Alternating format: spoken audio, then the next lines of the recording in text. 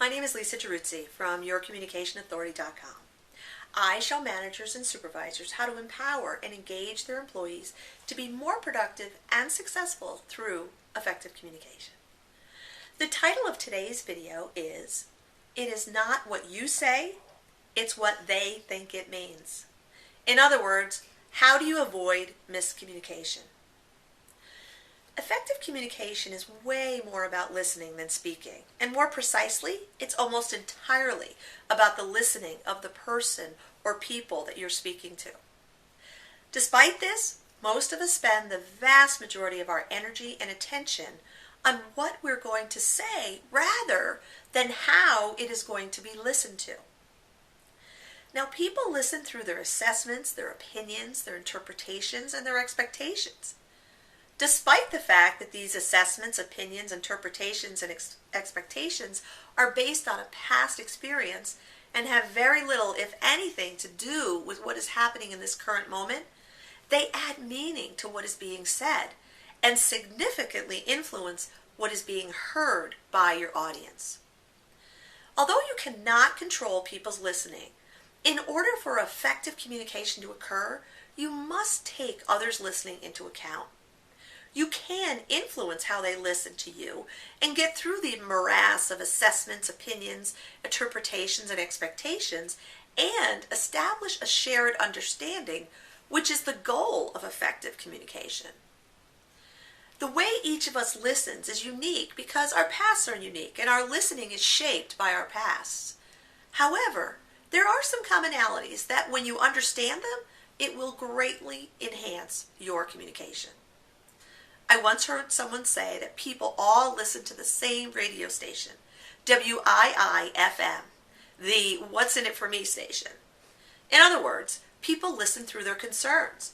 They are trying to answer the questions, how does this communication affect me? And what does this mean for me? If you want people to hear what you're actually saying, make sure you use phrases like, "What this means for you is." Also, make sure you understand what the concerns are of your audience. If you don't know, ask. Assuming is one of the biggest barriers to effective communication. Another common way that people listen is for agreement. In other words, is what's being said in alignment with what they know to be true. Mostly, people do not relate to their assessments and opinions and interpretations as one possible way to view the world. They act as if their assessments are true facts. In other words, the only way to view the world. And therefore, they're looking to validate what they know to be true and discount what they disagree with. To counteract this way of listening, you must speak in terms of your opinion. Ask people to consider what you are saying. Phrases such as "the way I see it" or "in my experience" are helpful to disarm this knee-jerk reaction that others have when their truths are threatened. And lastly, because people listen for agreement to validate their version of reality, another common way people listen is from a black-white, right-wrong perspective. In other words, if what you are saying is right, then I must be wrong, or vice versa. This can be one of the most challenging ways of listening to deal with because we all have it to a certain degree, and protecting our rightness feels critically important, especially when you're in a position of authority. One of the best ways to deal with this is to recognize and accept there is rarely, if ever, one right way to do anything. This will help you to feel less threatened when others are arguing for their rightness.